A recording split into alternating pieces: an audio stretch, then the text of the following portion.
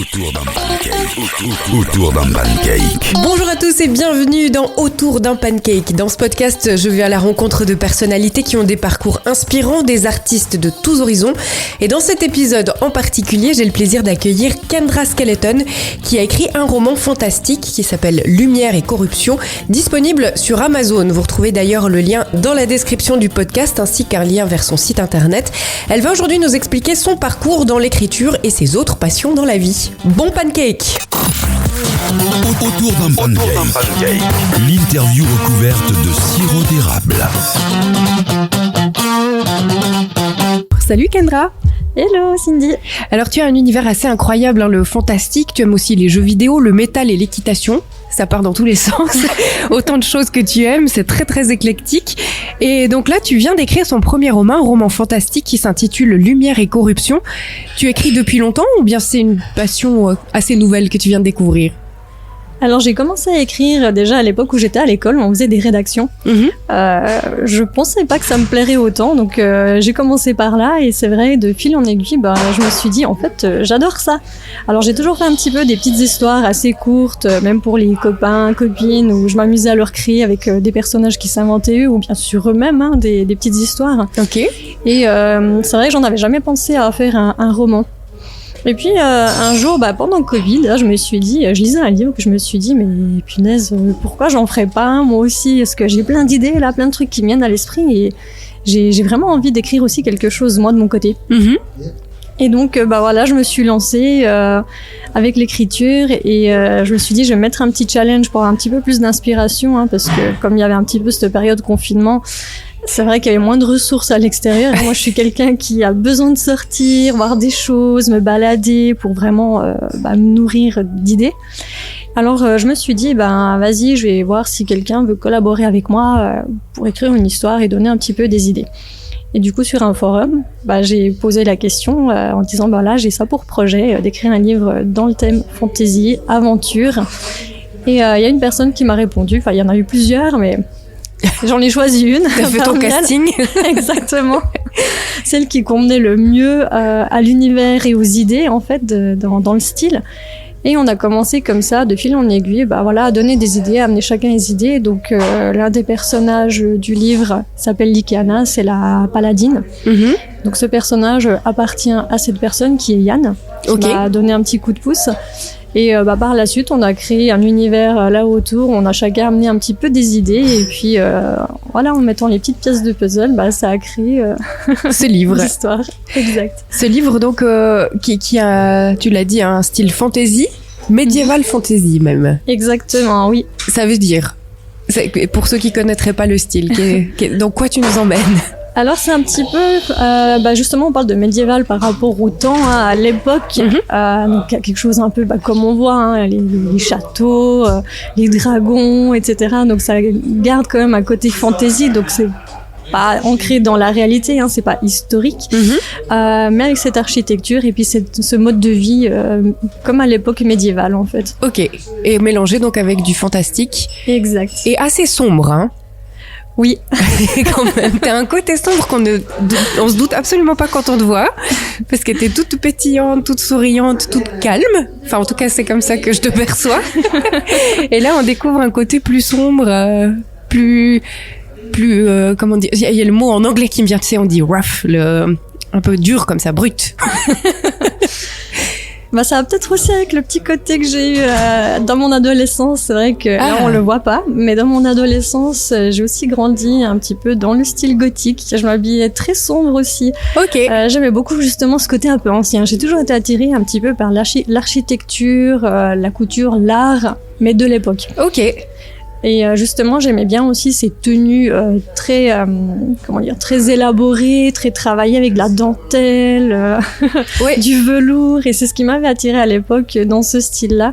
Alors c'est vrai que même si aujourd'hui je m'habille plus de cette manière-là, j'ai quand même gardé toujours ce côté qui me plaît au niveau artistique et qui va bien aussi avec l'univers dans le livre. Oui, alors du coup ça colle complètement.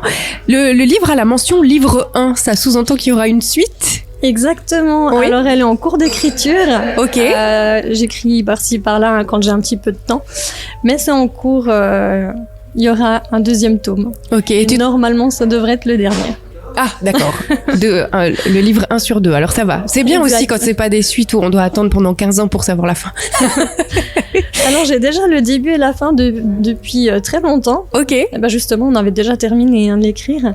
Là, c'est juste que voilà, je retranscris tout au propre sous le format d'un roman, avec des détails, etc. pour l'histoire. Mais il y a déjà tout qui est écrit. Je le dis aussi parce que j'ai pas mal de personnes qui m'envoient des propositions. Est-ce que tu pourrais ajouter ça? Est-ce qu'il pourrait y avoir ceci? À voir si c'est possible d'adapter, mais l'histoire, elle est déjà écrite. D'accord, donc t'as déjà le fil rouge. Et tu vas continuer de travailler avec ton partenaire du premier, ou sur ce coup-là, tu pars toute seule? Alors, il a déjà participé pour le reste. Oui. Donc, c'est déjà fait. C'est juste moi, en fait, qui ai scindé ça en deux parties. Oui. Parce que sinon, ça allait faire un livre de 700-800 pages. Je me suis dit, c'est peut-être pas agréable quand on connaît pas un livre, une histoire, de commencer avec un immense bloc. Donc, je me suis dit, on va le diviser en deux. On va faire un tome 1 et un tome 2. Ok, d'accord. Alors, je comprends mieux le principe. Tu as décidé aussi d'éditer ce livre en auto-édition. Ça veut dire que c'est tout toi qui fais. Donc la couverture, la mise en page, c'est un gros boulot de faire ça. Alors pour la couverture, le dessin, je l'ai commissionné à une artiste de Russie. Oui. Paulina, je suis navrée, j'arrive jamais à dire son nom. C'est en russe, mais c'est une artiste géniale. Je la cite par écrit, donc c'est toujours possible d'aller retrouver son nom. Oui, je le mettrai dans la description du podcast, comme ça, on l'aura. Elle est vraiment superbe, et puis je lui avais un petit peu soumis mes idées, l'essentiel que j'avais besoin pour la couverture, et après je l'ai laissé gérer elle-même le reste au feeling avec ses petites idées et sa touche personnelle, ce que je trouve très important aussi pour qu'un artiste puisse aussi s'épanouir dans ce qu'il fait et puis s'exprimer, exactement. Donc elle m'a fait la couverture du livre. Et après, effectivement, la mise en page, etc., tous ces petits détails, les formats, la police d'écriture, tout ça, oui, après j'ai dû mettre en page pour que ça joue aussi. Oui. Donc je me suis auto-éditée sur Amazon avec Kindle. Ok, très bien. C'est compliqué à faire ça ou...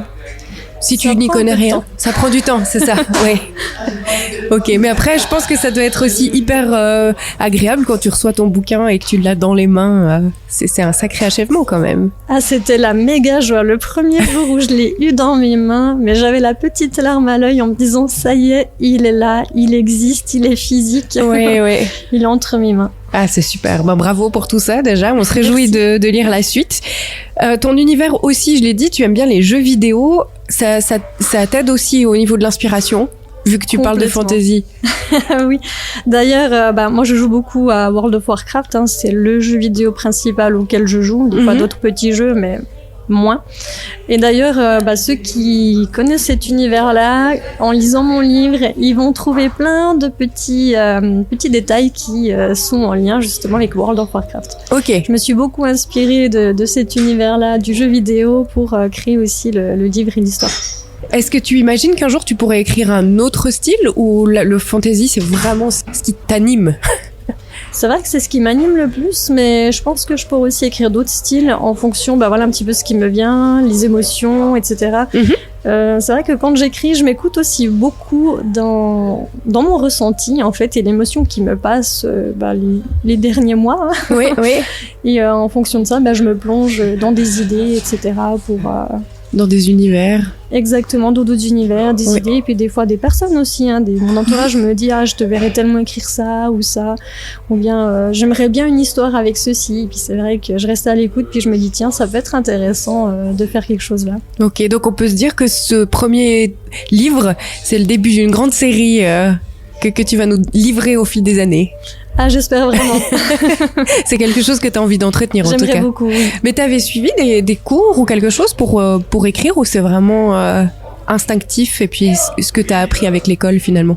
C'est plus instinctif, et c'est vrai que le bonus surtout qui a beaucoup pesé là-dedans, je pense que c'est parce que j'ai une prof géniale en français qui m'encourageait beaucoup, et c'est vrai que le fait qu'elle m'encourage, qu'elle me dise c'était bien, qu'elle aimait mes histoires, moi ça me poussait aussi à faire toujours mieux, aller toujours plus loin, et c'est ce qui m'a donné le goût de l'écriture, et d'ailleurs je la remercie beaucoup parce que c'est grâce à elle. Et après j'ai un petit peu fait tout toute seule. J'ai pas pris des cours, mais je m'inspire en lisant d'autres livres, etc., de comment c'est écrit, pour voir un petit peu comment moi j'aimerais aussi exprimer mes écrits. Une autre de tes passions, c'est le métal.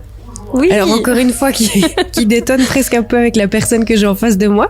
Mais tu écris aussi sur le sujet, du coup tu peux profiter de ces capacités, de ces compétences d'écriture pour écrire sur un autre sujet que tu aimes. Exactement. Depuis peu, j'ai rejoint Metal Alliance, Mag, donc le magazine. Et c'est vrai que j'ai écrit quelques chroniques sur divers albums qui sont sortis. D'ailleurs là, je dois en écrire une nouvelle. Ok. Et du coup, ça me permet de rester dans l'écriture et en même temps dans la musique, deux passions que j'aime beaucoup. Que tu as pu réunir. Exactement. C'est quoi alors ton groupe préféré? C'est difficile à dire parce qu'il y en a beaucoup vu que j'écoute différents styles de métal. Parce qu'il y a différents styles dans le métal. Un des groupes qui m'a beaucoup accompagnée depuis que j'ai connu ce style, c'est Nightwish. Oui. Et ensuite Epica, c'est les deux premiers parce que j'aime chanter également, donc j'ai beaucoup bossé le chant avec ces deux groupes. Oui. Après, j'écoute aussi un petit peu divers styles comme Arch Enemy qui est totalement différent, beaucoup plus brutal si on veut. Architect aussi, un groupe qui est excellent. Darkest Hour que j'ai vu en concert il y a pas longtemps et j'ai eu l'occasion de les rencontrer, qui sont un super groupe aussi. Ok. Voilà, il y en a beaucoup, oui, parce qu'il y a différents styles dans le métal et puis en fonction, de mon humeur, de comment je me sens, j'écoute l'un ou l'autre, tout en même temps. trois pistes différentes, 3 chansons différentes. Exact. Très bien. Ce podcast s'appelle Autour d'un pancake, donc j'ai une petite question qui est devenue une tradition. Comment est-ce que tu manges tes pancakes? Ah, la confiture ou du miel? Ah oui. Confiture, t'as une préférence ou c'est égal? La fraise. Ah, la fraise, oui. C'est bon, la confiture de fraise. Ça me rappelle, moi, mon enfance aussi. Ma maman, elle faisait de l'excellente confiture de fraise. Ah, c'est super bon. Ma maman aussi. Ah oui. Parfait. En tout cas, je te remercie beaucoup d'avoir partagé ce pancake avec nous. Merci à toi. Et puis, plein succès pour la suite. On se réjouit de ce tome 2. Tu sais déjà plus ou moins quand est-ce qu'il va sortir? Ou c'est encore pas défini? Je sais pas encore. Je dirais pas au tout début de l'écriture. J'ai bien avancé quand même, mais bientôt au milieu. Ok, d'accord. Et comment on fait pour commander ton livre si on a envie de le lire? Alors, il est disponible sur Amazon. Ok. Il y a les liens aussi sur mon site internet webnodekendra.fr. Ok. Avec tous les liens. Et le livre s'appelle donc Lumière et corruption, livre 1. Merci beaucoup. Merci à toi. Autour d'un pancake. Si t'as aimé partager ce pancake, abonne-toi. Il y a un nouvel invité chaque semaine.